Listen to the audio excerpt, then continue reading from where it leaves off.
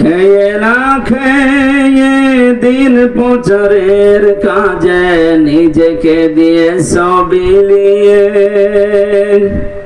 তায়েফের কাফেরেরা চিনলো না আলো, দুষ্ট ছেলেদের পিছু দিল লেলিয়ে। পাথরের আঘাতে ক্ষত বিক্ষত হয়ে সারা শরীর থেকে রক্ত ঝরে। হে রাসূল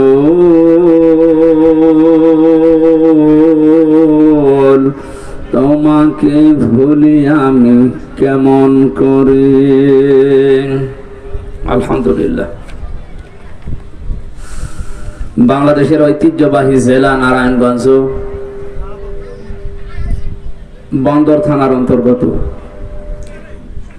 সামনে বসা মুসলমান ভাইরা, পর্দার আড়ালের সম্মানিত মা এবং বোনেরা, প্রশাসনের ভাইরা, প্রাণ প্রিয় বন্দরবাসী, আল্লাহর দরবারে শুকরিয়া জানাচ্ছি। রবিউল আউয়াল মাসের বিশ্বনবী মুহাম্মদ রাসূলুল্লাহ সাল্লাল্লাহু আলাইহি ওয়াসাল্লামের জন্মের এই পবিত্র সময়ে, জন্মের মাসে আমরা যেগুলো করছি ওগুলো কোরআন হাদিস সমর্থিত কিনা আমরা সামনে যাব ইনশাআল্লাহ। তারপর ওই সময়টা পবিত্র সময়, কোরআনের আলোচনা শোনার জন্য যে আল্লাহ আমাদেরকে এখানে নিয়ে আসলেন, শরীর সুস্থ রাখলেন, বলছি আলহামদুলিল্লাহ।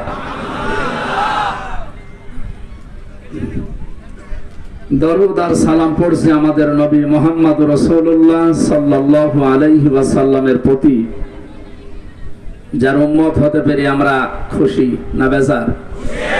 এখন প্রশ্ন, আমরা উম্মত আছি তো? যে হাদিসটি পড়লাম, নবীজি বলেন মাল্লাম ইয়ারহাম সাগীরানা ওয়া লাম ইউওয়াক্কির কাবীরানা ফালাইসা মিন্না। ইবনে মাজাহ শরীফের হাদিস। এখানে যারা আলেম আছেন তাদেরকে বলছি, ভাই কোন দিকে তাকিয়ে আছে? এদিকে তাকান। যারা ছোটদেরকে স্নেহ করে না, বড়দেরকে সম্মান দেয় না, শ্রদ্ধা জানায় না, এরা আমার উম্মত না। আমরা যে বললাম তার উম্মত হতে পেরে আমরা খুশি। এখন আমার ভেতরে এই দুইটা গুণ আছে কিনা? মাঝখানে ফা শব্দটা আছে। আমরা আরবি গ্রামার অনুযায়ী জানি ফা 19টা অর্থে ব্যবহার হয়। আগে বর্ণিত দুইটা গুণ যদি আপনার ভেতরে থাকে তাহলে আপনি নবীর উম্মত। যদি না থাকে, নবীজি বলেন ফালাইসা মিন্না। কয়েকদিন আগে আমার মামলার হাজিরা ছিল, বিচার নামাতে বিচারপতি ওইটা দেখে বলছে, কি দেখে বিচার করব, এর ভেতরে কোনো মাল ম্যাটারেস নেই, ফেলে দিলে দা, সব খারিজ করে দিয়েছে। আলহামদুলিল্লাহ সুবহানাল্লাহ বলার জন্য না, এই যে দেখার পরে দেখছে কিছু নেই, যেভাবে ছুড়ে ফেলে দিল যে আমি কি দেখে বিচার করব। এই যে ছুড়ে ফেলে দিল, এর আরবিতে ফা ব্যবহার করা। ওপরে বর্ণিত যে গুণগুলো আল্লাহর নবী জানালেন, যদি সত্যি আপনার ভেতরে না থাকে আর আপনার চেহারা সুরত যদিও দরবেশের মতো হয়, ফালাইসা মিন্না, আপনি নবীর উম্মত না। এবার আসেন তো হাদিসটা বাস্তবে দেখি আমাদের ভেতরে আছে কিনা। মাল্লাম ইয়ারহাম সাগীরানা, যারা ছোটদেরকে স্নেহ করে না। ছোট কারা? বয়সে যারা ছোট নাকি? না, শুধু এরা না, আপনি যেখানে আছেন ওই জায়গার নিচে যারা আছে প্রত্যেকে আপনার কাছে ছোট। আপনি যে চেয়ারে আছেন, আপনার নিচে যত চেয়ার আছে সবাই আপনার কাছে ছোট। কথা বুঝতেছেন? সুতরাং ছোটদেরকে স্নেহ করা লাগবে। ওয়ালাম ইউওয়াক্কির কাবীরানা, যারা বড়দেরকে শ্রদ্ধা জানায় না, সম্মান দেয় না। বড় কারা? যারা বয়সে বড় নাকি? না না, বয়সে বড় সারা আবু জাহেল তো আমার বয়সে বড়। বড় কারা এ কথা বলবে কোরআন শরীফ। কে বলবে বলেন তো? আল্লাহ রাব্বুল আলামিন বলেন, ইন্না আকরামাকুম ইনদাল্লাহি আতকাকুম ইন্নাল্লাহা আলিমুন খাবীর। সূরা হুজুরাতের ভেতরে আছে 13 নম্বর আয়াতের শেষের দিকে। অবশ্যই আমি আল্লাহর কাছে সবচাইতে সম্মানিত, সবচাইতে বড়, যার ভেতরে আল্লাহর ভয় বেশি। এখন আল্লাহকে বেশি ভয় করে কারা? কোরআনে কারীম জানিয়েছে ইন্নামা ইয়াখশাল্লাহা মিন ইবাদিহিল উলামা। সূরা ফাতিরের 28 নম্বর আয়াতের মাঝে আছে, অবশ্যই এই পৃথিবীতে যত বান্দা বান্দি আমি বানিয়েছি সবচেয়ে বেশি ভয় আমি আল্লাহকে করে আলেমরা। কারা? আলেম কারা? আল্লাহ পাক জবাব দিচ্ছেন আলেম কারা? ওমান আযলামু মিম্মান কাতামা শাহাদাতান ইনদাহু মিনাল্লাহ। সূরা বাকারা প্রথম নাম্বার পারার 20 নাম্বার পৃষ্ঠার 13 নাম্বার লাইনের 140 নাম্বার আয়াতের মাঝের অংশে আছে। এটা তাফসীর ফি জিলালিল কোরআন সাজ্জিদ কুতুব বর্ণনা দিচ্ছেন।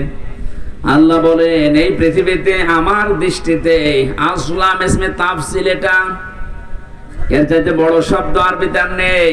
সুপারলেটিভ ডিগ্রি বলা হয় ইংরেজিতে। আল্লাহ বলেন আমার দৃষ্টিতে পৃথিবীর ময়দানে সবচাইতে বড় জালেম ওই লোকটা যার কাছে কোরআনের জ্ঞান থাকার পরেও দুনিয়ার স্বার্থে গোপন করে রাখে। আমরা যাদেরকে বড় আলেম মনে করি আল্লাহর ভাষায় এগুলো বড় জালেম। আলেম কারা? আয়াতের ব্যাখ্যা করতে গিয়ে মুহাদ্দিসির کرام লিখেছেন পৃথিবীর ময়দানে যে ব্যক্তি আল্লাহর কালাম নিয়ে চিন্তা ভাবনা করে আর হালালকে হালাল জানে, হারামকে হারাম জেনে ছেড়ে দেয় এবং আল্লাহর ইবাদতে নিজেকে নিয়োজিত রাখে, এই মানুষটা আল্লাহর কাছে আলেম। দ্বিতীয় হাদিসে আয়াতের পক্ষে এসেছে আল্লাহর নবী বলেন কিয়ামতের দিন আল্লাহ যখন বিচার আরম্ভ করবেন, প্রথম নাম্বারে আল্লাহ পাক নিজের সামনে মানুষকে দাঁড় করাবেন সির্ফ একা একা। কোরআনে কারীম জানিয়েছে ওমা কুল্লুহুম আতিহি ইয়াউমাল কিয়ামাতি ফারদা। সূরা মারইয়ামের 95 নাম্বার আয়াতে আছে কিয়ামতে প্রতিটি মানুষ আমি আল্লাহর সামনে দাঁড়াবে। কয়জন করি?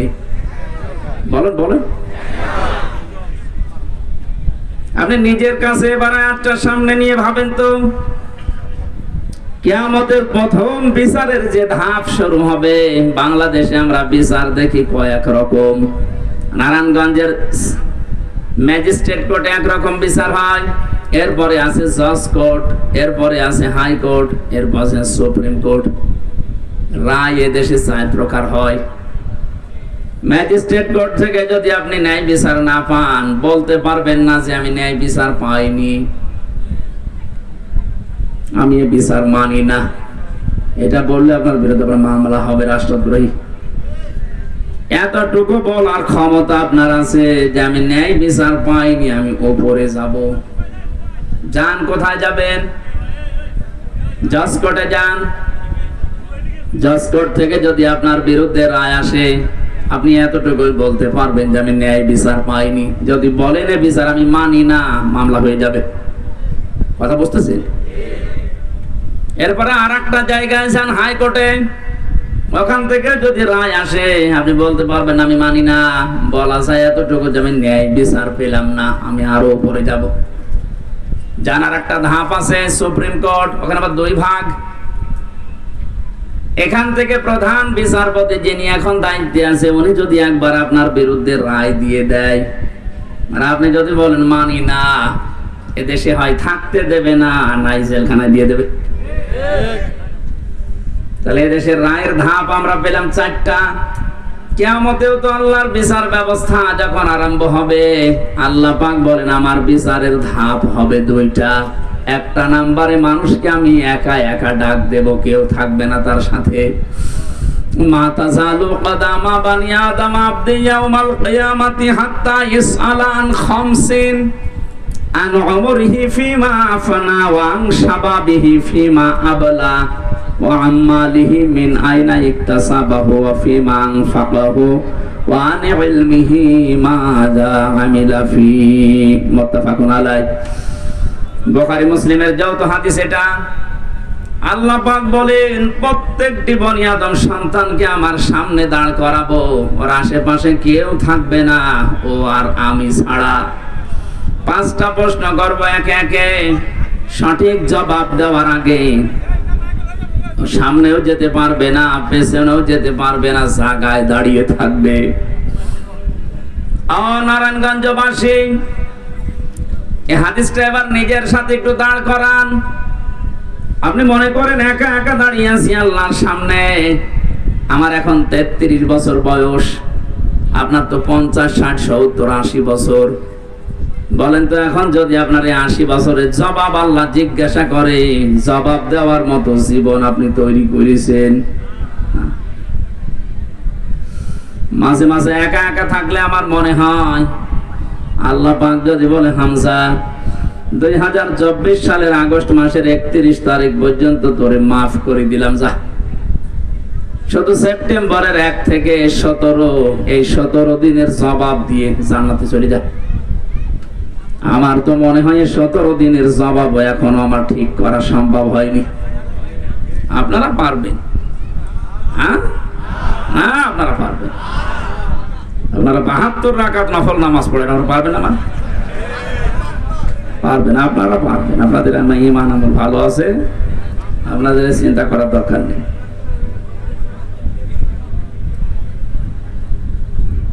আমি একটু দাবি করছি যে ঘন্টাখানিক আপনারা কথা বলবেন না, যাই করেন দাঁড়িয়ে থাকেন, বসে থাকেন, চলে যেতে মন বলে চলে যাবেন, কিন্তু কথা বলবেন না, এটা রাখা যাবে না।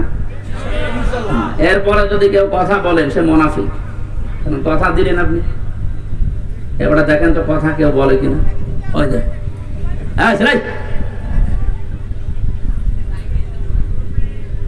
দেখা যদি নাও যায়, কালকে ইন্টারনেট থেকে নামিয়ে নেবে, তার কথা বলবেন না।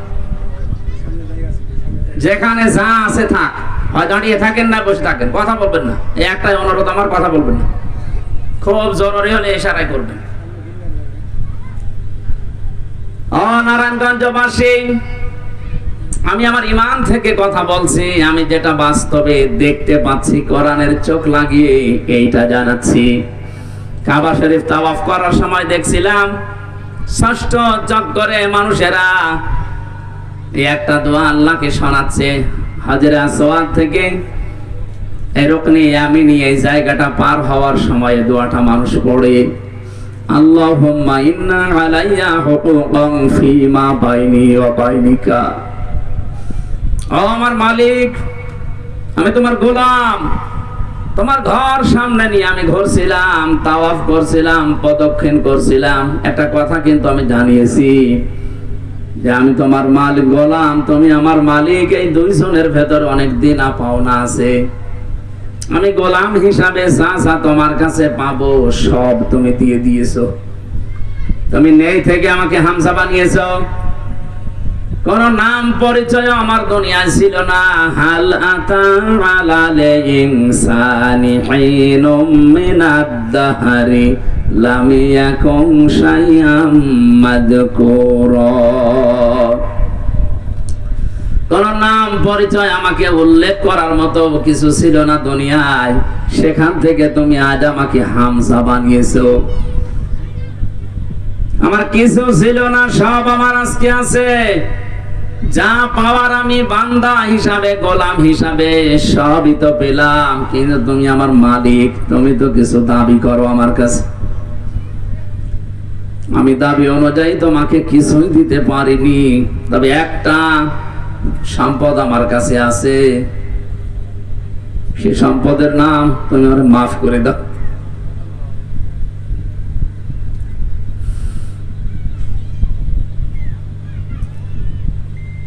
এই শব্দটা বলতে যত সহজ মনে হচ্ছে, এটা বাস্তবতায় অত সহজ না। এটা যাদের জীবনে সেট হয়ে গেছে, ওদের জীবন পরিচ্ছন্ন করে দিয়েছে আল্লাহ। যে মানুষগুলো ভেবেছে যে আমি দাঁড়িয়ে থাকবো আল্লাহর সামনে, কি জীবন তৈরি করলাম আমি, সাজাতে পেরেছি তো হিসাব দেওয়ার মতো। এই মানুষটার জীবনের দিকে তাকান। শত শত মানুষের জীবন এরকম পড়েছি আমি। হযরত ওমর একজন, তার ভেতরে তার সন্তানটা ভর্তি করলেন মাদ্রাসায়, হযরত আলী ওই সময় দেশের প্রধান বিচারপতি, তার সন্তান হাসান হুসাইন দুইজনকে দিলেন মাদ্রাসায়। হযরতে হুসাইন বারবার তিনি কলম ফেলে দিচ্ছেন, আব্দুল্লাহকে ডাক দিয়ে বলেন আমার কলম তুলে দাও। 3 বার ফেলে দিলেন, 3 বারই বললেন তুলে দাও।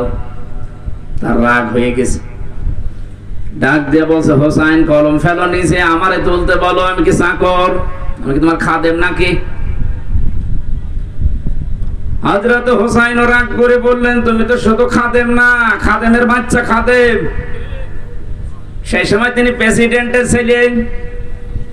এক দৌড়ে বাড়িতে এসে বলে আব্বা আমি আর পড়বো না মাদ্রাসায়। কি হয়েছে? হুসাইন আমাকে মানুষের সামনে গালি দিয়েছে, তোমারেও দিয়েছে। বিচার যদি না করো মাদ্রাসায় পড়া আমার বাদ। ঠিক আছে, জমার দিন বিচার হবে হাজারো মানুষের সামনে। খুতবা দিচ্ছিলেন তিনি, হঠাৎ আলোচনা বন্ধ করে দিলেন, ডাক দিয়ে বললেন হুসাইন আসো? হ্যাঁ। এদিকে আসো। তুমি আমার এই ছেলেকে মানুষের সামনে খাদেমের বাচ্চা খাদেম বলে গালি দিয়েছে।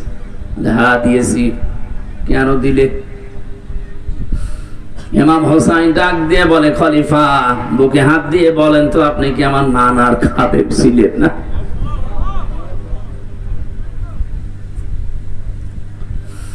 হযরত ওমরের কথা বন্ধ হয়ে গেছে, চোখ দিয়ে দরদর করে পানি ঝরছে। সামনে ডেকে বললেন এদিকে আসো, যে কথা বললেন এটাকে লিখে দিতে পারবে? কাগজ কলম নিয়ে আসে। খেজুরের পাতা নিয়ে এসেছে, উনি লিখে দিলেন এ ওমর আমার নানার খাদেম ছিল, আমি দেখেছি। ইতি হুসাইন ইবনে আলী। সই করে দিলাম, যা। কাগজটা হাতে নিতে জমা খেলেন, ডাক দিয়ে বলেন নবীর সাহাবীরা বিচার হয়ে গেছে, আর কিছু লাগবে না। ছোট মানুষ তো হুসাইন বোঝে না, আব্দুল্লাহ বোঝে না, বলে বাবা বিচার তো শুরুই করলে না, হয়ে গেল কি করে? হযরত ওমর বলে সন্তান যে বিচার করেছি দুনিয়া না আখিরাতেও কাজে লাগবে। আমি যখন মারা যাব এই কাগজটা আমার কাফনের ভেতরে দিয়ে দিও।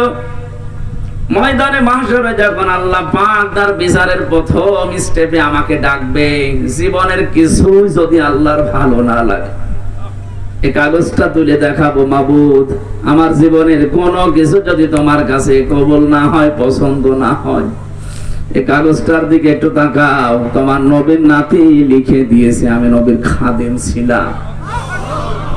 এই ওসিলায় হলেও তুমি আজকে আমারে মাফ করে দাও। হিসাবে শব্দটা শুনতে যত ছোট মনে হচ্ছে, বিশাল ব্যাপার এটা। মানুষের ভেতরে যতদিন পর্যন্ত 100% এটার বিশ্বাস জন্মাবে না, ওর জীবন ততদিন পরিচ্ছন্ন হওয়া সম্ভব না।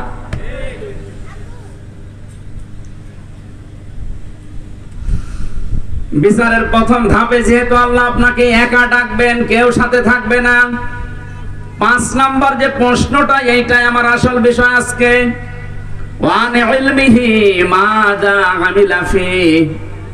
তোমাকে যতটুকু জ্ঞান দেওয়া হয়েছিল, যতটুকু তুমি জানতে, তার কতটুকু মানতে, এইটা বলো আজকে।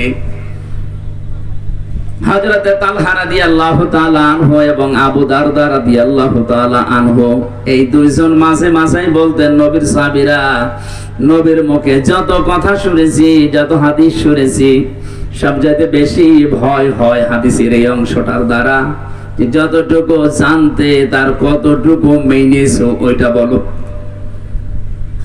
আমার মনে হয় এই প্রশ্নে আমরা অধিকাংশ মানুষে ধরা খাবো।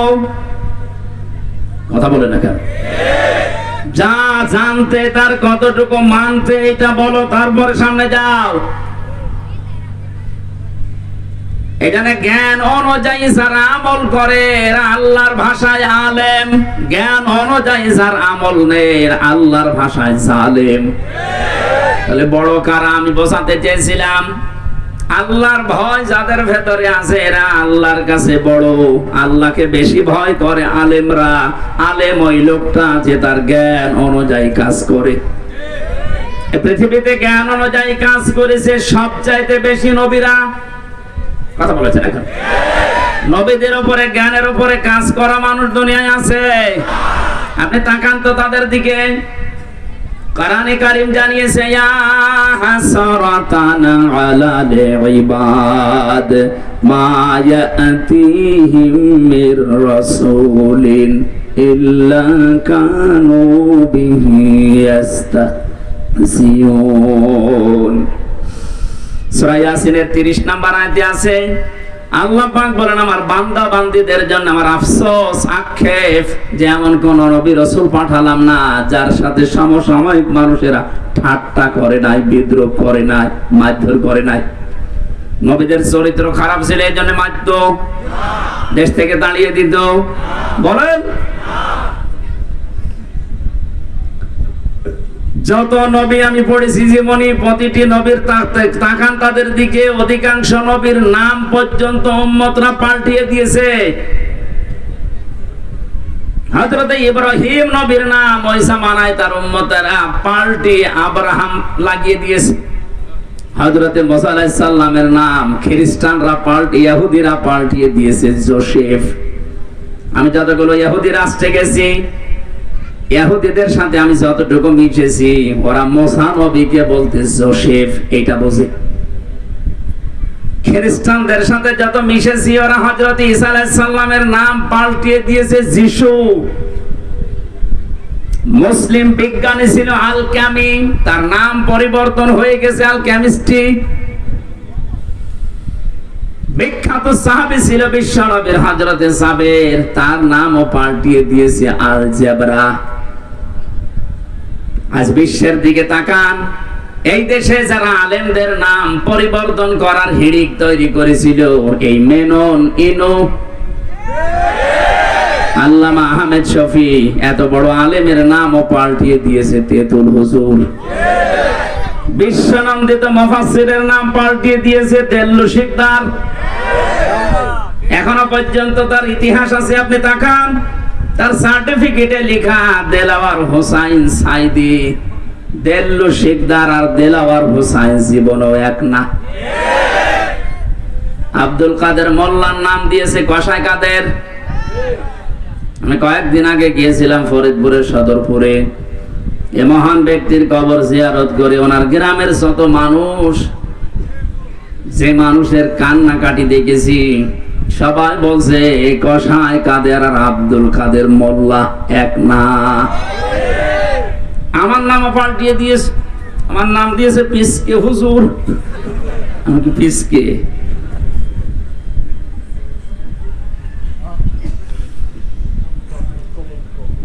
এই যে নাম সারা পাল্টিয়ে দেয়, পরিবর্তন করে দেয়, এ মানুষগুলো আল্লাহর নিজের কাছে তারা জালেম।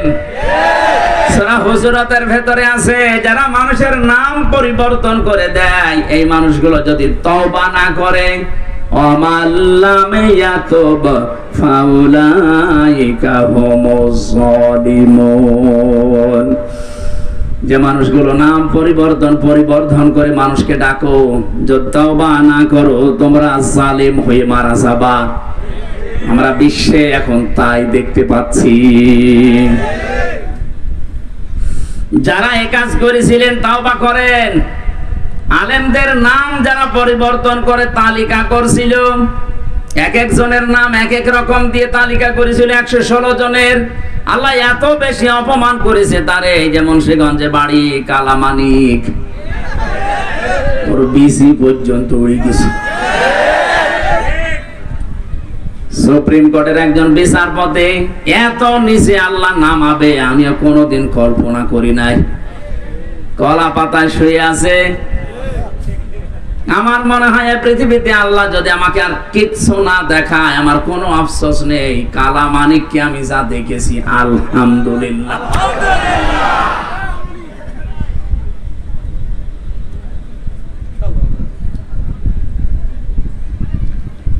এবার আসেন তো যে কথা বলতে চাচ্ছিলাম, আল্লাহর কাছে বড় যেহেতু আলেমরা, এদের সম্মান, মর্যাদা, ইজ্জত, শ্রদ্ধা এটা দেওয়া লাগবে, নয়তো আপনি নবীর উম্মত হতে পারবেন না।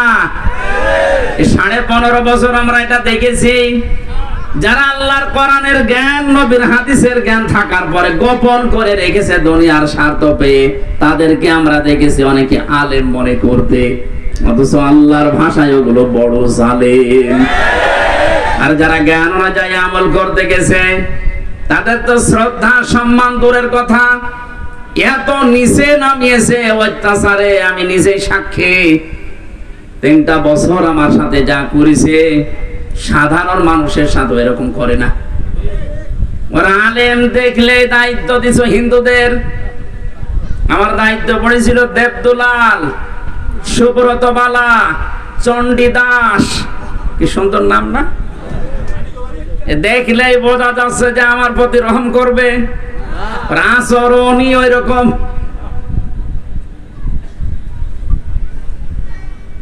কেন একজন মুসলমান যদি দিত অন্তত কিছু না কিছু হলেও তার ভেতরে যেহেতু আল্লাহ একজন আছে বিশ্বাস ছিল, সে আলেম দেখলে মনে করতো না আর যাই করি অন্তত এর সাথে খারাপ কিছু করলে আল্লাহ আমারে ছাড়বে না। এমন মানুষকে দিয়েছে তো আল্লাহ পরকাল জানে না, আলেমোসা জালেমতা। মাটির নিচে নিয়ে আমার 11 ঘন্টা টাঙিয়ে রেখেছিল। তা ভালোভাবে যদি টাঙাইতো, চোখ কালো কাপড় দিয়ে বেঁধে নিয়েছে, পায়ে ডান্ডা বেড়ি লাগিয়েছে, হাত পেছনে বেঁধে দিয়েছে, মাথায় দড়ি দিয়ে। নামাজ কিসের, কখন আজান হয় কখন কি হয় কিচ্ছু জানি না। 4 ওয়াক্ত নামাজ আমি আন্দাজে পড়েছি ইশারায়। আলেমদের সম্মান করা শ্রদ্ধা করার দরকার ছিল আপনার। আর আপনি দাবি করেন আমি নবীর উম্মত, বেহেশতে আমার অধিকার আছে। অধিকার আপনার আছে, জাহান্নামে আছে। কারণ আপনি নবীর উম্মতই হতে পারেননি এখনো। কি নবীর উম্মত হওয়ার জন্য যে 2টা গুণ বললাম, এই 2টা গুণ মানুষের আছে, অধিকাংশ মানুষের নেই। আল্লাহ তুমি আমাদেরকে এই 2টি গুণ অর্জন করার তৌফিক দাও, বলেন আমিন। আমি আর নিচে নামলাম না, কথার অর্থ বুঝতেছেন? এটা রবিউল আউয়াল মাস, বিশ্ব নবীকে নিয়ে যা আরম্ভ হয়েছে আমাদের বাংলাদেশ, ভারত আর পাকিস্তানে, এটা বেশি অতিরঞ্জিত হয়ে যাচ্ছে। কেউ বাড়াবাড়ি করতে করতে এত উপরে তুলছে, আর কেউ ছাড়াছাড়ি করতে করতে একেবারেই ছেড়ে দিচ্ছে না। আমাদের মধ্যম পন্থা জাতি বানিয়েছেন আল্লাহ। ওয়াকাযালিকা জাআলনাকুম উম্মাতাও ওয়াসাতান, তোমাদেরকে আমি মধ্যম পন্থা জাতি বানিয়েছি। বাড়াবাড়ি করা যাবে না কোনো বিষয়ে, ছাড়াছাড়ি করে একেবারে ছেড়ে দেওয়া যাবে না, মাঝামাঝি থাকতে হবে। আজ ঈদে মিলাদুন নবী পালন করার জন্য রাষ্ট্রীয়ভাবে ছুটি দেওয়া হয়, অনুষ্ঠানের জন্য তাকিদ দেওয়া হয়। নবীর জন্মদিন পালন করার জন্য বিশ্ব নবী তাকিদ দিয়েছেন, কোন জায়গায় আপনি দেখাতে পারবেন? নবীজি কোরআন দিয়ে রাষ্ট্র চালাতে হবে এ বিষয়ে তাকিদ পেয়েছেন। আল্লাহ পাক বলেন ইন্নাল্লাযী ফারাদা আলাইকাল কুরআনা লারাদ্দুকা ইলা মাআদ। সূরা কসসের 85 নম্বর আয়াত প্রথম অংশে আছে, অবশ্যই আমি আল্লাহ কোরআনের আইন মানা ফরজ করে দিয়েছি। কি করে দিয়েছি? ফারাদাত, ফারজুন শব্দটা আছে। অবশ্যই কোরআনের আইন মানা ফরজ। অথচ 96% মুসলমান আমরা এই দেশে বাস করি।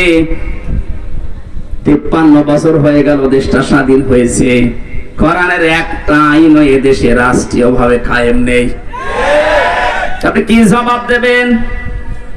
শুধুমাত্র নবীর মিলাদ, মিলাদ মানে জন্ম, মিলাদ মানে তার জন্মদিন নিয়ে আনন্দ করে জিলাপি আর খিচুড়ি খেয়ে মহব্বত দেখাচ্ছেন।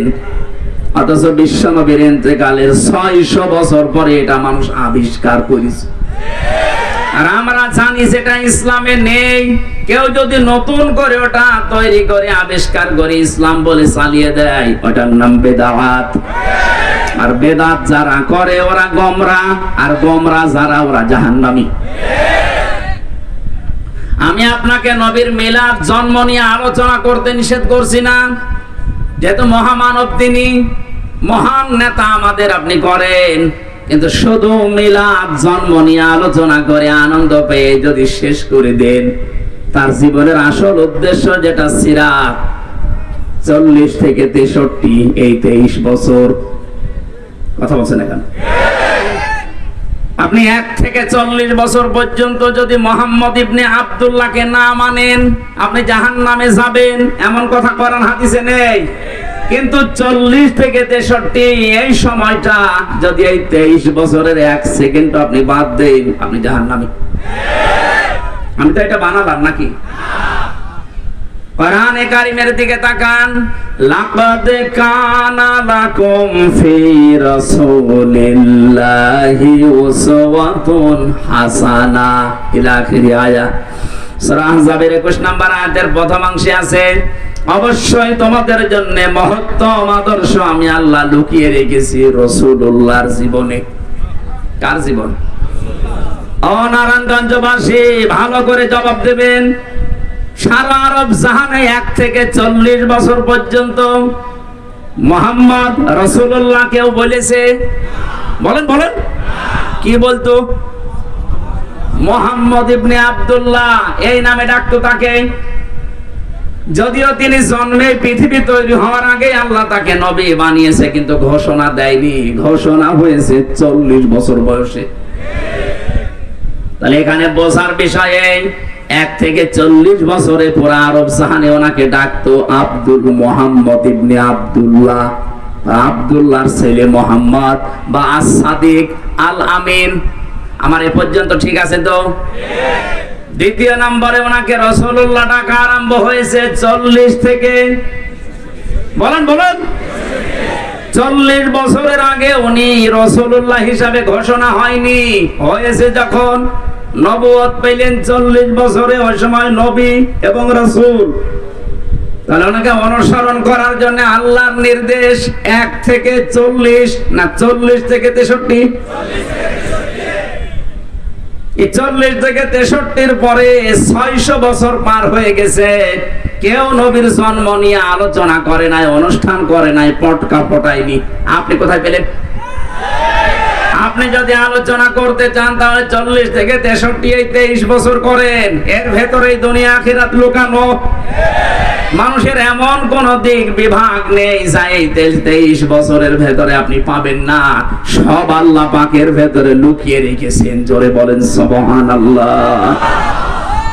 আমি আর একটা কথা বলছি, শুধুমাত্র আজ যারা মিলাদ নিয়ে 63 দিন অনুষ্ঠান হচ্ছে বাংলাদেশে। কতদিন? 63 দিন। ওরা নাম দিয়েছে ঈদে মিলাদুন নবী। এই শব্দটা নতুন। আল্লাহর পক্ষ থেকে আমাদের নবীর কাছে 2টা ঈদের ঘোষণা এসেছে, ঈদুল আযহা, ঈদুল ফিতর। এ বাদে কোনো ঈদ আমাদের নেই। যারা এই নতুন ঈদ বানিয়ে আনন্দে আছেন, কান খাড়া করে শোনেন। আমি আপনার শত্রু না, আপনাকে আমি বাঁচাতে চাই। শুধুমাত্র জন্ম নিয়ে, মিলাদ নিয়ে যারা পড়ে থাকেন, নবীজের 2 চাচা ছিল এরকম, সারা মিলাদে জন্মে তারা খুশি। একজন হযরতে, একজন আবু তালেব আর একজন আবু লাহাব। আপনি তাদের 2 জনের পুরা জীবনী পড়ে দেখেন, 2 জনেই জন্মে আনন্দ করেছে। এত বেশি আনন্দিত ছিল আবু লাহাব, নবীজির জন্মের কথা শোনার পরে নিজের বাদী পর্যন্ত আজাদ করে দিয়েছে। যা আর একজন চাচা আবু তালেব নিজের সন্তান আলীকে কাছে রাখতো না। নবীর জন্মের পর থেকেই যে কয় বছর বাইরে ছিল, এরপরে নবীজির দাদা ইন্তেকালের পর থেকে নবীকে সে নিজের বুকের ভেতরে রাখতো। এই 2 জন চাচার পড়া জীবনী আমি পড়ে দেখেছি। এরা এত আনন্দিত, এত খুশি নবীর মিলাদে, নবীর জন্মে। কিন্তু 2 জনেই জাহান্নামী। 2 জনে কি? এরা যে জাহান্নামে যাবে তার প্রমাণ আল্লাহ কোরআনে দেয়নি? বলেন। সূরা কসসের 56 নম্বর আয়াত তার প্রমাণ, সূরা লাহাবের 3 নম্বর আয়াত তার প্রমাণ। ছায়া সলানা রংজাতাল লাহাব, অতি শীঘ্রই আমি আবু লাহাবকে লেলিহান আগুনে প্রবেশ করাবো। তার মানে এখান থেকে যে শিক্ষা বের হয়, শুধু নবীর মিলাদ নিয়ে, জন্ম নিয়ে যারা মাতামাতি করেন, আনন্দ করেন, জিলাপি খিচুড়ি খেয়ে শেষ করে দিচ্ছেন, আপনিও আবু লাহাবের মতো, আবু তালেবের মতো জাহান্নামে যাবেন। সিস্টেম অপর পৃষ্ঠায় দেখুন, নবীর আরো 2 জন চাচা, হযরতে হামজা, হযরত আব্বাস। এই 2 জন চাচা শুধু নবীর জন্মে খুশি না, শুধু নবীর মিলাদে খুশি না, তারা নবীর সিরাতে, তারা নবীর জীবন পেয়ে খুশি। এই 2 জনের জীবনী পড়ে দেখেন তো। হযরতে হামজা নিজের জীবন পর্যন্ত নবীর আদর্শ মানতে গিয়ে দিয়ে দিয়েছে, 70 টুকরা হয়েছে, এরপরও নবীর আদর্শ ছাড়ে নাই। আর এক চাচা হযরতে আব্বাস, তিনি নবীর আদর্শ পেয়ে এত খুশি ছিলেন, তার যে হাদিস বর্ণনা করা, মানসা আমাল ঈমান মান রাদিয়া বিল্লাহি রাব্বা অবে ইসলামে দিনা অবে মুহাম্মাদুর রাসূলুল্লাহ সাল্লাল্লাহু আলাইহি ওয়াসাল্লাম নবিয়্যা ওয়া রাসূলা, রাওয়াহু মুসলিম। হযরতে আব্বাস বলেন, কেউ যদি দুনিয়ায় ঈমানের স্বাদ পেতে চান, তাহলে আল্লাহকে রব পেয়ে খুশি থাকেন, ইসলামকে জীবন ব্যবস্থা পেয়ে খুশি থাকেন, আর মুহাম্মাদুর রাসূলুল্লাহকে নবী এবং রাসূল হিসাবে পেয়ে খুশি থাকেন। তিনি যদি খুশি না থাকতেন এই কথা তিনি বলতেন? বলেন বলেন। তিনি কি বললেন শেষে? নাবিয়্যা ওয়া রাসূলা, যারা মুহাম্মদকে নবী এবং রাসূল পেয়ে খুশি, তাহলে উনি নবী এবং রাসূল হয়েছিলেন কত বছর বয়সে? আরো জোরে। 40 থেকে 63 আপনাকে মানা লাগবে। সেই নবীর জীবনে আমি 31টা পাঠ পেয়েছি, পুরা জীবনটা পড়ে আমি 31টা পাঠে ভাগ করেছি। একটা ভাগ আজকে আপনাদের সামনে রবিউল আউয়াল মাসে, যেহেতু কালকে 12 তারিখ ছিল, আজকে 13 তারিখ, গুরুত্বপূর্ণ এই সময়ে তার সিরাত থেকে, তার আদর্শ থেকে কি নেওয়া দরকার আমাদের, 31টা পাঠের মতো একটা পাঠ নিয়ে আজকে আলোচনা করব। আমার আজকের আলোচনার বিষয় হচ্ছে নবীর আচরণ। কি বললাম? বলেন বলেন। অনেকে মনে করে এটা দুনিয়ার বিষয়, আচরণ, ব্যবহার, আচার আচার না, এটা আখিরাতের সাথে সম্পৃক্ত। বিশ্বনবী বলেন, মানুষকে সবচেয়ে বেশি জান্নাতে নিয়ে যাবে মানুষের আচরণ আর আল্লাহর ভয়। সুবহানাল্লাহ বলতে পারেন নাই? আকুলু লিন্নাসি হুসনা, মানুষের সাথে যদি কেউ আচরণ করতে গিয়ে, ব্যবহার দেখাতে গিয়ে হাসি মুখে কথা বলে, তার সাদকা দেওয়ার সওয়াব হয়। 31টা পাঠ ভাগে ভাগে যদি কথা বলতে হয়, পুরা কোরআন, আল্লাহর নবীর চরিত্র, আমরা একটা পাঠ বেছে নিলাম, আচরণটা দেখি। আল্লাহ পাক কি আচরণ তাকে দিয়েছিলেন? কোরআনে কারীম জানাচ্ছে, ওয়া ইন্নাকা লাআলা খুলুকিন আযীম, হে নবী আপনি মহান চরিত্রের উপরে প্রতিষ্ঠিত।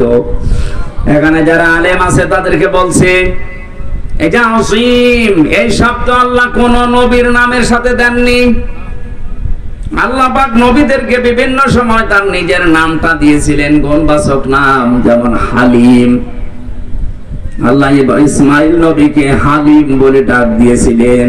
হালিম মানে চাচা হালিম, কি হালিম মানে সহনশীল, ধৈর্যশীল।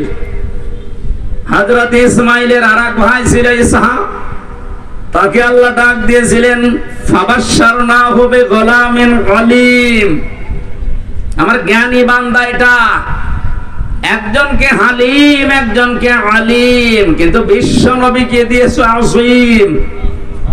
এত বড় মহান চরিত্র আপনাকে আমি দিয়েছি, কিয়ামত পর্যন্ত মানুষ শুধু অনুসরণ করে যাবে, কোন কিনারা পাবে না। সেখান থেকে সূরা আলে ইমরানের 159 নম্বর আয়াতটা পড়েছি। বিশ্ব নবীর আচরণ, তার ব্যবহার কেমন ছিল, তার জীবনের প্রতিটি পদে পদে আমাদের জীবনকেও আমরা মিলাতে চাই। কথা বলেন ঠিক কিনা? আল্লাহ পাক বলেন, ফাবিমা রাহমাতিন মিনাল্লাহি লিনতা লাহুম ওয়ালাউ কুনতা ফাসসান গালিযাল কলবি লানফাদ্দু মিন হাওলিক। আল্লাহর যত রহমত, এই পৃথিবীতে যত রহমত আল্লাহ দিয়েছেন, তার ভেতরে অন্যতম দয়া, রহমত আপনার প্রতি এই যে আপনি মানুষের সাথে কোমল আচরণ করেন, নরম আচরণ করেন। আপনার যদি ভাষা কর্কশ হতো, আপনি যদি বদ মেজাজি হতেন, আপনি যদি খিটখিটে মেজাজের হতেন, আপনি যদি কঠোর হৃদয়ের অহংকারী হতেন, তাহলে মানুষ আপনার চারিপাশ থেকে দূরে চলে যেত। ফাআফু আনহুম, মানুষের জন্য ক্ষমা প্রার্থনা করেন। মানুষের জন্য ক্ষমা প্রার্থনা করেন, আস্তাগফির লাহুম, তাদেরকে ক্ষমা করে দেন, নিজে তো ক্ষমা করবেন এবং তাদের জন্য নিজে ক্ষমা চাবেন। ওয়াশাবিরহুম ফিল আমর, দুনিয়ায় যে কোনো কাজে তাদের পরামর্শের ভিত্তিতে করবেন। ফাইদা আযামতা ফাতাওয়াক্কাল আলাল্লাহ, কোন কাজ যখন সিদ্ধান্ত নিয়ে ফেলবেন তখন ভরসা করবেন আল্লাহর উপরে। ইন্নাল্লাহা ইউহিব্বুল মুতাওয়াক্কিলিন, অবশ্যই আল্লাহ ভরসাকারীদের, যারা ভরসা করে আল্লাহর প্রতি তাদের ভরসা আল্লাহর উপরে করাই দরকার। এটা ছিল বাংলা মাতৃভাষায় অর্থ। এবার আমরা ব্যাখ্যায় যাচ্ছি। নবীজিকে আল্লাহ যত দয়া দেখিয়েছেন, যত গুণ দিয়েছেন, তার ভেতরে অন্যতম গুণ এইটা, তিনি কোমল হৃদয়ের ছিলেন, নরম, সফট, কোমল। এত নরম ছিলেন নবীজি, তার আচরণ ছিল নিজের শরীরের সাথে, পরিবারের সাথে, শিশুদের সাথে, মুরব্বীদের সাথে, বন্ধুদের সাথে, স্ত্রীদের সাথে, মেয়েদের সাথে, মা বাবার সাথে, যুদ্ধবন্দীদের সাথে, প্রতিবেশীর সাথে, এমনকি শত্রুদের সাথে। এরকম 27টা বিষয় আমি পেয়েছি। তাফসীরে ফি জিলালিল কোরআন ইবনে কাসির মুফাসসিরিন ইকরাম যেভাবে সাজিয়েছেন, আমরা কোরআনে কারীম থেকে ওইভাবে আমাদের জীবনে নবীর জীবন মিলাতে চাই। আমাদের আদর্শ কি কারো বাবা? বলেন বলেন। আমাদের আদর্শ কারো স্বামী, কারো চাচা? আমাদের আদর্শ একমাত্র, কেবলমাত্র, শুধুমাত্র বিশ্ব নবী মুহাম্মদুর রাসূলুল্লাহ সাল্লাল্লাহু আলাইহি ওয়াসাল্লাম। কালকে ধর্ম উপদেষ্টা ঘোষণা দিয়েছে, এদেশ থেকে যদি টাকা পাচার বন্ধ করতে চান, এদেশ থেকে যদি চাঁদাবাজি বন্ধ করতে চান, কিয়ামতের আগে বন্ধ করতে পারবেন না, যতদিন পর্যন্ত বিশ্ব নবীর আদর্শ কায়েম না হবে। টাকা পাচার বন্ধ হয় না, চাঁদাবাজি যে বন্ধ হয় না, এটা 5 তারিখের পর থেকে আমরা অনেকে দেখেছি। কথা বলেন না কেন? এর আগে ছিল যেভাবে প্রকাশ্যে, হয়তো 5 তারিখের পরে অনেকে গোপনে আরম্ভ করেছিল। প্রকাশ্যে গোপনে কোন চাঁদা এদেশে হবে না যদি নবীর আদর্শ এদেশে কায়েম করা যায়। আর এটা কায়েম করবে ফেরেশতারা।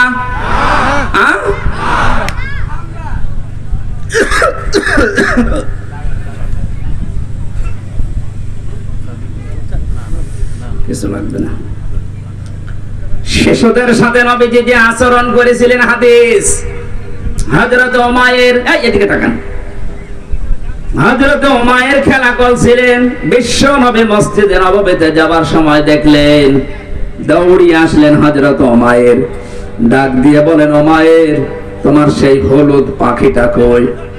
হযরত উমাইর কেঁদে ফেললেন, ডাক দিয়ে বলে, ইয়া রাসূলুল্লাহ, একটা বিশ্ব নবী, তামাম দুনিয়ার জন্য আপনাকে আল্লাহ নবী আর রাসূল করে পাঠিয়েছে, আপনি আমার মতো ছোট মানুষের খবর রাখেন, এমনকি আমার পাখির খবর পর্যন্ত আপনি রাখেন। ও নারায়ণগঞ্জবাসী, আপনি কার আদর্শে অনুপ্রাণিত হয়ে স্লোগান দেন? আপনার তো স্লোগান দেওয়া দরকার ছিল, আমার নেতা, তোমার নেতা, বিশ্ব নবী। এই কথাটা কেন বললাম? এইদিকে তাকান, আল-আদাবুল মুফরাদ 3 নাম্বার হাদিস। এই পৃথিবীতে যার আদর্শ বিশ্ব নবী এখনো হয়নি, অন্য কেউ, কান খাড়া করে শোনেন, নবীজি এখনো যার আদর্শ হয়নি, অন্য কেউ। আপনি মারা যাবেন, আপনি নামাজ পড়তে পারেন, রোজা রাখতে পারেন, দাড়ি রাখতে পারেন, জুব্বা গায়ে দিয়ে হজ করতে পারেন, এখনো যদি আপনার আদর্শ নেতা বিশ্ব নবী না হয়ে অন্য কেউ হয়, আপনি মারা যাওয়ার সঙ্গে সঙ্গে বিনা বিচারে, বিনা হিসাবে জাহান্নামী। নিয়ে আসেন, কোন মহারথী নিয়ে আসবেন, এবার নিয়ে আসেন। আপনার কোনো বিচার নেই, কোনো হিসাব নেই। এখন যদি বলেন এত শক্ত করে বলছেন কেন? হ্যাঁ, কেন বলছে এবার তাকান। এই দুনিয়ায় একজন মানুষকে আল্লাহ নেতা বলে ঘোষণা দিয়েছেন, ডাক দিয়েছেন, ইয়াসিন, হে নেতা, পৃথিবীর কারণ আমি এই শব্দ আল্লাহ দেয়নি। কোরআন শরীফের ভেতরে আল্লাহ 7টা নামে নবীকে ডাক দিয়েছেন, বিশেষ করে তার ভেতরে ইয়াসিন 1 নাম্বার, 2 নম্বরে তহা, 3 নম্বরে আব্দুন বা আব্দুল্লাহ, 4 নম্বরে মুদ্দাসসির, 5 নম্বরে মুজাম্মিল, 6 নম্বরে আহমদ, 7 নম্বরে মুহাম্মদ। এই 7টা নামে আল্লাহ বিশেষ করে ডাক দিয়েছেন, তার 1 নম্বরে ইয়াসিন। আল্লাহ ঘোষিত নেতা একজন। কয়জন? আপনার বিবেকে নাড়া দেয় না? একজনকে বাদ দিয়ে আপনি কার সামনে ঘোরেন, কার পেছনে থাকেন? পাগল হলেও তো কাজ করা ঠিক না। আশা করছি সব ভুলে যাবেন।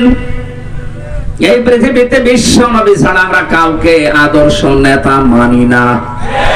এখন যদি বলেন তাহলে ইসলামী দলে দেশে যারা আছে তারাও তো তাদের নেতা আছে। হ্যাঁ, আমরা ওই নেতাকে মানি যে নেতা আল্লাহ রাসূলকে দেখে দেখে চলে।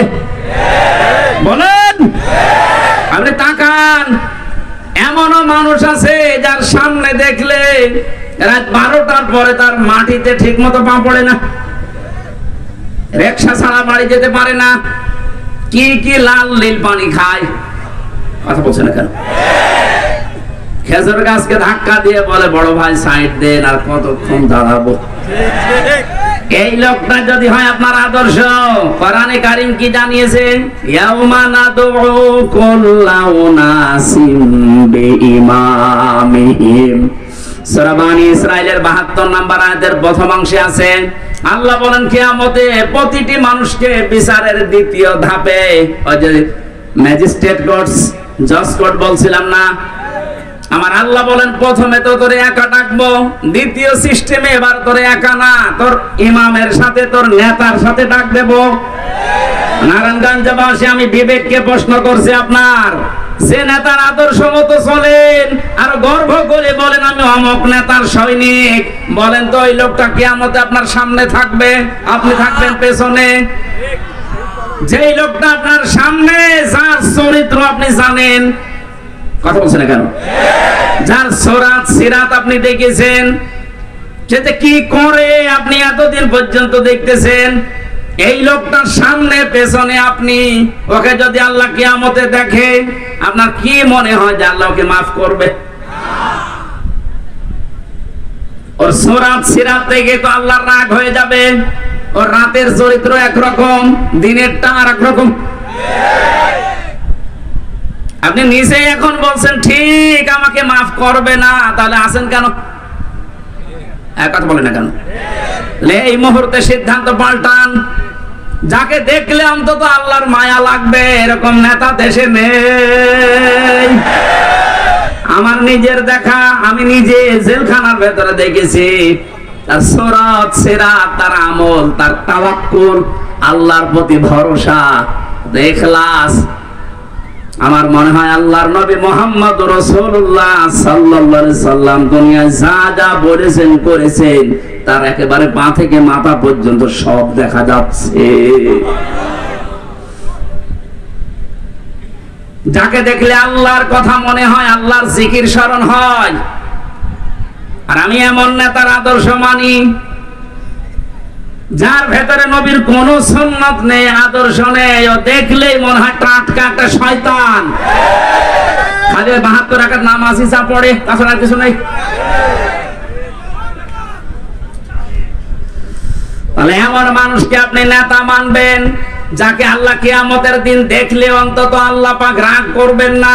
তাকে দেখে যদি আল্লাহর মন ভরে যায়, না ঠিক আছে, পেছনে যেটা আছে ওইটা ওইরকমই হবে। আর যদি সামনে দেখে নমো, দরবেশ পর্যন্ত নমো হয়ে গেছে,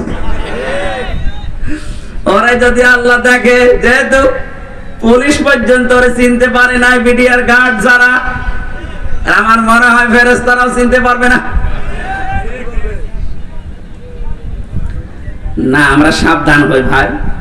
আমি বারবার এই কথা তুলছি এই কারণে, আপনি ধরা খাচ্ছেন বা খাবেন, যার আদর্শ ঠিক নেই, এ লোকটা ধরা খাবে 100 ভাগ। এখনই পরিবর্তন হয়ে যাবে। দুনিয়া একদিকে হয়ে গেলেও আমি আল্লাহ রাসূলকে যে মানে না, ওকে আমি মানি না। ওকে আমি সমর্থন জানাবো, রায় দেব, সুপারিশ করব, এটা কল্পনা করা যায়? সামনে যা আসছে আসুক, যদি দেখি যে এই লোকটার চরিত্র আল্লাহ রাসূলের সাথে মিলছে না, ও আমার বাবা হলেও ওকে আমি ভোট দেব না। এখন তো ধরুন ভোট, এ তো দুনিয়ার বিষয়। কে বলেছে দুনিয়ার বিষয়? ভয়কাট্টা ভোট মানে এটা রায়, সুপারিশ করা, এটা আমানত। তাফসিরে মারিফাতুল কোরআনে আমানাত শব্দের ব্যাখ্যায় বাংলায় লেখা আছে ভয়কাট্টা ভোট। এটা হয় রায় দেওয়া, সমর্থন জানানো, সুপারিশ করা, এগিয়ে দেওয়া, এই অর্থগুলো এখানে লেখা আছে। কোরআনে কারীমের সূরা নিসা 5 নম্বর পারা 10 নম্বর পৃষ্ঠা 12 নম্বর লাইনের 85 নম্বর আয়াত। আমি লম্বা করে দলিলগুলো বলতে পারছি না, বাড়ি যেয়ে মিলিয়ে নেবেন। আপনার একটা রায়ের কারণে যদি দেশে আবার সাদাবাজি শুরু হয়, আবার স্বৈরতন্ত্র চালু হয়, আপনার একটা রায়ের কারণে কিয়ামত পর্যন্ত আপনি পস্তাবেন।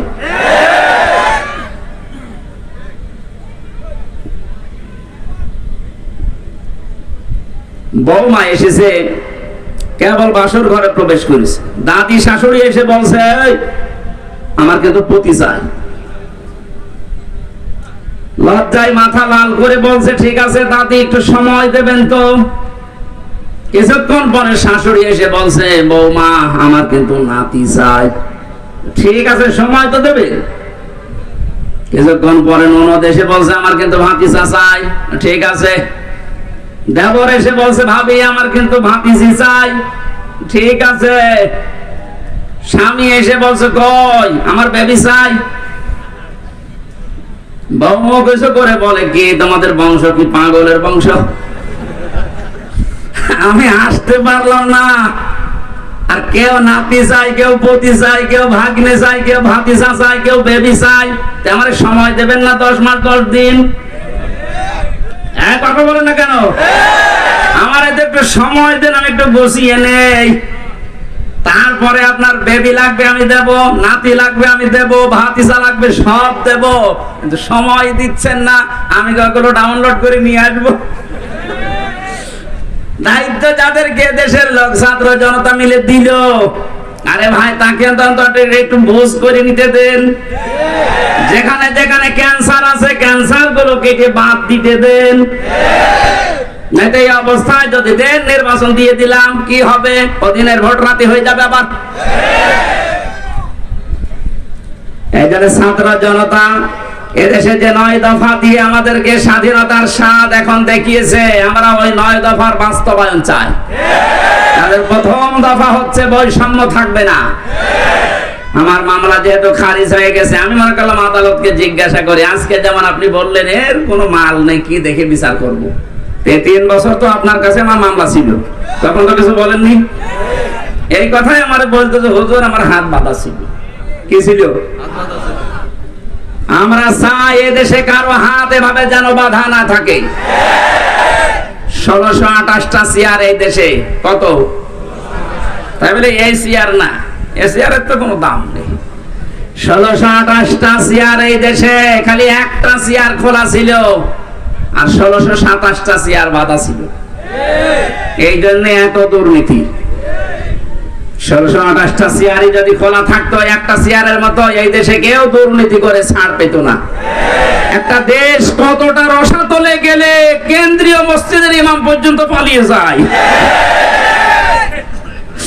বাইতুল মুকাররমের ইমামও পালিয়ে গেছে। আর কোথায় আর কে পালাবে না বলেন? বাকিগুলো তো ভয় একটু আছে, ওই ইমামই যদি পালিয়ে যায় মুসল্লি তো আগে পালাবে। এজন্য আমরা যেহেতু প্রথম দফায় দিয়েছি যে বৈষম্য থাকবে না, কারো হাত বাঁধা থাকবে না, সব হাত খোলা থাকবে। 2 নম্বরে সংস্কার যখন আরম্ভ হয়েছে, রাষ্ট্র সংস্কার, এদেশে এখন 1628টা চেয়ারে যারা আছে জালেমদের দোসর হিসাবে যারা ছিল, একটাকেও এই চেয়ারে আমরা দেখতে চাই না। চেয়ার থেকে সবগুলো অপসারণ করে বৈষম্যের শিকার যারা যারা ওএসডি হয়েছিল তাদেরকে ওই চেয়ারে বসা।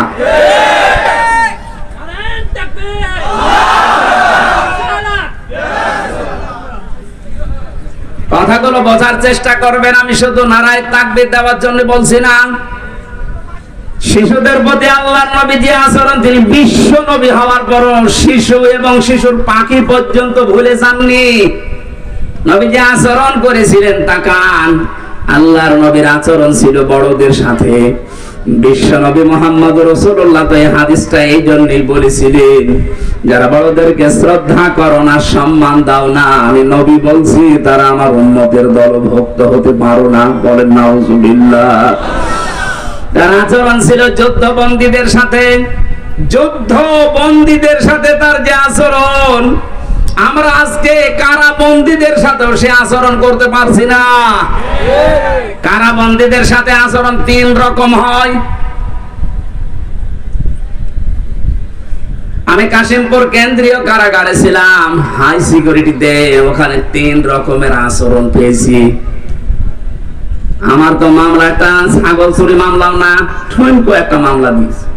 তারপরে আমারে রেখে দিত ফাঁসির কন্ডেম সেলের ভেতরে।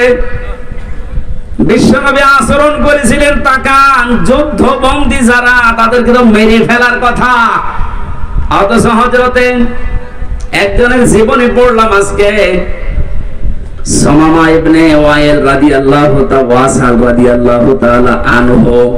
তাকে তিনি মসজিদে নববীর ভেতরে বেঁধে রেখেছে সাহাবীরা। নবীজি গভীর রজনীতে গিয়ে বললেন, কেমন আছো, কি আচরণ আশা করো তুমি আমার কাছে? লোকটা কেঁদে ফেলেছে, ডাক দিয়ে বলে, মুহাম্মদ যে অবস্থায় আছি তুমি আমারে বাঁচাতেও পারো, মারতেও পারো। নবীদের নাম ধরে বললেন, দেখো এই জামানায় শেষ জামানা না, এরপরে আরেকটা জগৎ আমাদের সামনে আসতেছে। ইসলামের যে সৌন্দর্য গুলো তার সামনে তুলে ধরলেন, একটা একটা করে চলে গেলেন কিছু না বলে। বাড়িতে যে নিজেদের লোক দিয়ে রান্না করলেন ওঠের গোশত আর বকরি, এগুলো পাঠিয়ে বললেন ওকে নিজে খাওয়াও। সাহাবীরা নিজে খাওয়িয়েছে। দ্বিতীয় দিন নবীজি নিজে উঠের দুধ দহন করে গরম অবস্থায় তার কাছে পাঠালেন। মানুষ জামাইদেরকে এত আদর করে না, কথা বলে না কেন? কি করেছিলেন? যুদ্ধবন্দীদের সাথে আচরণ, আর আমরা কারাবন্দীদের সাথে কি আচরণ করলে আপনি জবাব দেবেন কি?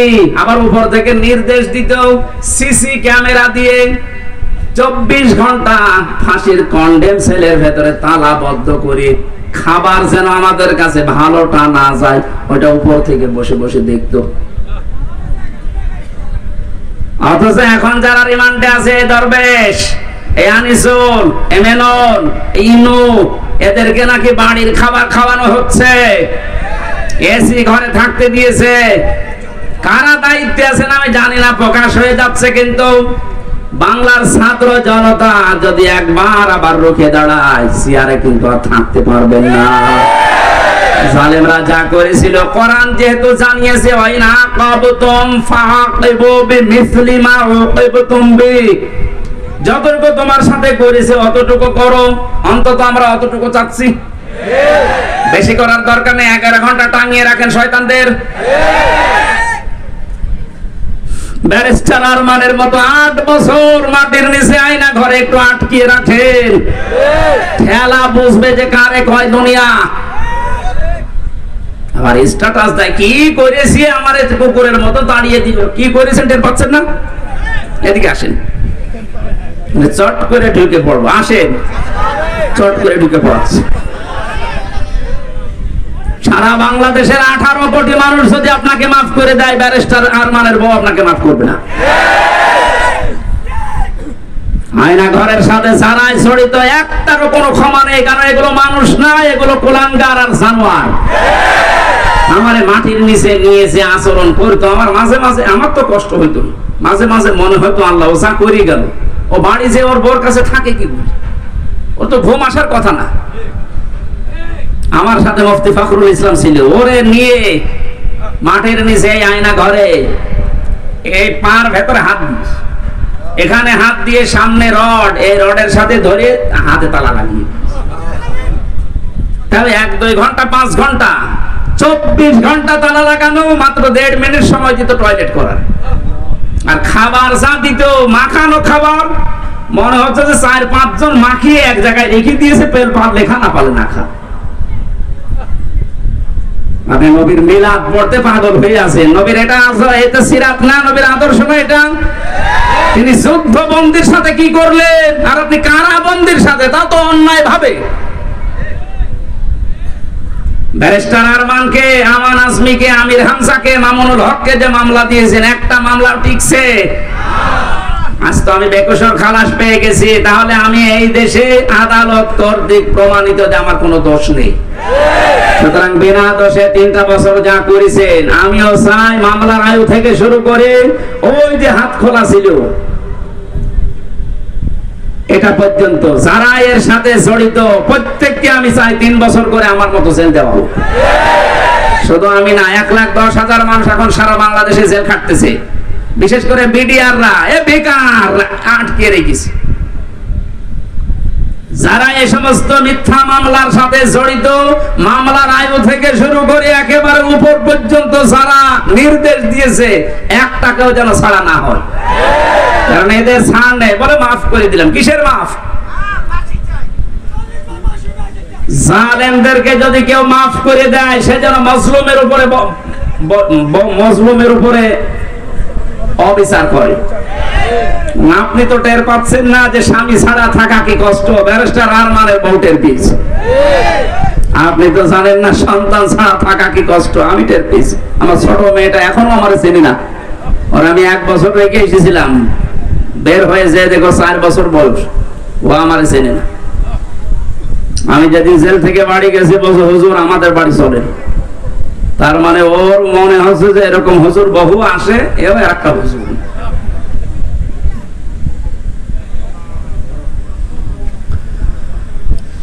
আমরা যুদ্ধবন্দীদের সাথে রাসূলের আচরণ কারাবন্দীদের সাথেও করতে পারি না। আপনি আয়না ঘর বানিয়ে ঘুমাতেন, আমার তো বিশ্বাস হয় না যে এরা ঘুমায় তো কি করে। মনে হয় হয় লাল পানি খেত, নাই ঘুমের বড়ি খেত। দ্বিতীয় দিন নবীজি এসে ডাক দিয়ে বললেন, সাহাবীরা সামামাকে ছেড়ে দাও। সাহাবীরা বলো, হুজুর ছেড়ে যাবো মানে? হ্যাঁ ছেড়ে দাও, আমি যেটা জানি তোমরা জানো না। ছেড়ে দেওয়া হলো। উনি চলে গেলেন তার গোত্র মামার কাছে। সেই গোত্রে তিনি এক গোত্র খেজুর বাগানের পাশে এক কুয়াতে গোসল করলেন। ছুটে আসলেন আবার মদিনায়। বিশ্ব নবীকে বলে, হে রাসূল, আমি চিন্তা ভাবনা করতে করতে গিয়েছিলাম, আপনার ওই আচরণ আমার মনে পড়ছিল 3 দিনের। আমি আর নিজেকে কন্ট্রোল করতে পারি না, আপনি আমারে কালেমা পড়িয়ে দেন। তিনি ওখান থেকে চলে গেলেন। ইয়ামেন থেকে গম আসতো মক্কায়, ওই গম নিয়ে মক্কার মানুষেরা ব্যবসা করে খেত। উনি বললেন, ওখানে যেহেতু বহু অমুসলিম আছে, ইসলামকে তারা বিশ্বাস করে, আল্লাহর বিরুদ্ধে তারা দাঁড়িয়েছে, শিরিক করে, আমি তাদের জন্য এই গম আসা বন্ধ করে দিলাম। কারণ তিনি ধনী মানুষের সন্তান ছিলেন, তিনি লিডার ছিলেন একজন। শেষ পর্যন্ত মক্কার মানুষের খাবার দাবারই বন্ধ হয়ে গেল। এই যে মানুষের খাবার আটকিয়ে দিয়ে স্যাংশন দেয়, আমেরিকা যেটা একটা দিচ্ছে না, বিশ্বনবীর হস্তক্ষেপে শেষ পর্যন্ত এটা আবার চালু হয়। নবীজি যুদ্ধবন্দীদের সাথে যে আচরণ দেখিয়েছিলেন, আমরা আজ যদি বাংলাদেশে যারা বিরোধী দলে আছে এই মানুষগুলোর সাথে আচরণ করতে পারতাম, প্রত্যেকে আপনার দলের লোক হয়ে যেত। আমরা পারি না। পশু পাখির সাথে নবীজি যে আচরণ করেছিলেন, একটা পশু এসে কাঁদছিল নবীর কাছে, নবীজি ভাষা বুঝতেন। সাহাবীকে ডাক দিয়ে বললেন, তোমার এই পশুটা আমার কাছে নালিশ দিয়েছে তোমার বিরুদ্ধে, কি আচরণ করেছো তার সাথে? তুমি নাকি আজকে সারাদিন তাকে খাবার দাওনি, অথচ খাবারের পরিবর্তে খালি কাজ করিয়েছো। যদি এর সাথে আচরণ করে থাকো, কিয়ামতের দিন তুমিও আল্লাহর দরবারে মামলার আসামি হবে। অন্যান্য বিশ্বে আমি যখন উন্নত বিশ্বের দিকে যখন নিজে ঘোরার জন্য গিয়েছি, দাওয়াতের জন্য গিয়েছি, ওই সমস্ত দেশে দেখতে পেয়েছি গাড়ি ঘোড়া যখন চলে, যদি রাস্তায় একটা সাপ ফানা তুলে দাঁড়ায়, কয়েকশো গাড়ি দাঁড়িয়ে গেছে, সাপটা নিরাপদে চলে যাবে, বিড়ালের বাচ্চা নিরাপদে চলে যাবে, এরপরে গাড়ি যাওয়া আরম্ভ হয়। কেন? তাদের কাজ নেই, গুরুত্বপূর্ণ কাজ সব স্টপ, যেন একটা পশুর ক্ষতি না হয়, একটা ফুল বাগান ফুলের গাছের ক্ষতি না হয়। তারা নবীর হাদিসটা মেনে চলে, যদিও নবীকে তারা বিশ্বাস করে না, কিন্তু আমরা নবীকে বিশ্বাস করার পরও তার এই আচরণ টাচ করতে পারি না। একটা বেশ্যা মহিলা শুধুমাত্র একটা পশুর সাথে ভালো আচরণ করার কারণে জান্নাত পেয়ে গেছে। একটা নামাজি মহিলা একটা বিড়ালের সাথে খারাপ আচরণ করার কারণে আল্লাহ পাক জাহান্নামী বলে ঘোষণা দিয়েছে। নবীজি শত্রুদের সাথে যে আচরণ করেছিলেন, আজ আমাদের সেই সময় এসে গেছে। বিজয়ের সময় বিশ্ব নবী মুহাম্মদ রাসূলুল্লাহ দেখেছেন, ওরা থরথর করে কাঁপছিল। নবীজি বললেন, লা তাসরিবা আলাইকুমুল ইয়াউম ইযহাবু আনতুম মুতলাকা। যাও, আজকে সবাইকে আমি মুক্ত করে দিলাম, কারো প্রতি কোনো অভিযোগ নেই। আমার মনে হয় এই দেশে জামাত ইসলামী বাংলাদেশের কেন্দ্রীয় আমির যিনি ডাক্তার শফিকুর রহমান, যেটা দেখিয়েছে 1400 বছর আগে নবীজি যেটা দেখিয়েছিল,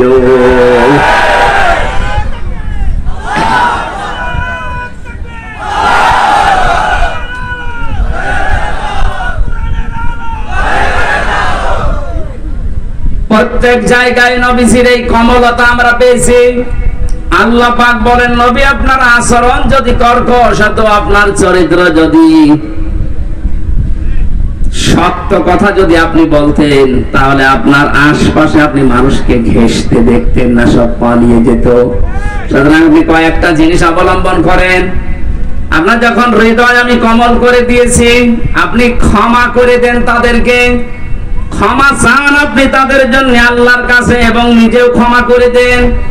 আজ যারা দায়িত্বে আছে আহ্বান জানাবো আয়াত দিয়ে, যারা ভুল করেছে, যা ভাবাই করেছে, আজ আমরা এই আয়াত অনুযায়ী রবিউল আউয়াল মাসে তাদেরকে ক্ষমা করে দিলাম এবং তাদের জন্য ক্ষমা চাচ্ছি আল্লাহর কাছে। আর এর বাস্তব প্রমাণ দেখিয়েছেন ডাক্তার শফিকুর রহমান।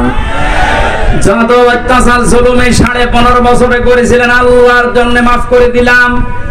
কিন্তু যারা ভিকটিম, তারা যদি নিজেরা অত্যাচারিত হওয়ার কারণে কিছু করে, আমরা তাদেরকেও সাহায্য করব। সুতরাং জালেম যারা, বড় জালেম গুলো তো পালিয়েছে, মাথা খারাপ হয়ে গেছে, তাদের আর আসার সম্ভাবনা কোনো কিছুই নেই, কারণ আসলে এ দেশের জনগণ পিটিয়ে মেরে ফেলবে। ছোটখাটো জালেম যারা আছেন, তারা এখনো যেহেতু তওবার দরজা বন্ধ হয়ে যায়নি, ফিরে আসছেন। আসেন, আমার বংশেরও বহু ছোটখাটো মাঝারি জালেমেরা তাওবা করে অলরেডি পরিবর্তন হয়ে গেছে। আগস্টের 5 তারিখের ডেটটা পর্যন্ত তারাও শক্ত ছিল, কিন্তু বিকাল 5টার পরে যখন সংবাদ চারিদিকে ছড়িয়েছে, আমারে কল দিয়ে বলছে, বাবাজি আমরা সব জামাতি ইসলামী। জামাত ইসলাম মানে এতদিন যে আপনি বন্ধুকে সেকেন্ড নবী মানতেন, হঠাৎ করে পাল্টিয়ে গেলেন। সুতরাং ওরা যেহেতু পাল্টাচ্ছে, ছোট জালেম, মাঝারি জালেম, এদেশে আরো যারা আছেন, আশা করছি আপনারাও পাল্টাবেন। গত পরশুদিনের রিপোর্ট পেয়েছি, এদেশে এখনো 100 জনের 14 জন মানুষ জালেমদেরকে সাপোর্ট করে। 100 জনের 28 জন মানুষ জেনারেল যে দলগুলো আছে এদেরকে সাপোর্ট করছে। 100 জনের 58 জন মানুষ এদেশে ইসলামপন্থী যারা, তাদেরকে সাপোর্ট করছে।